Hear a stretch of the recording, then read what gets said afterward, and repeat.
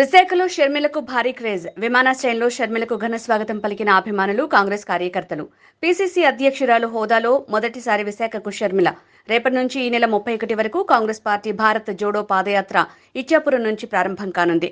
మొదటి విడత పర్యటనలో షర్మిలారెడ్డి పాల్గొంటారు.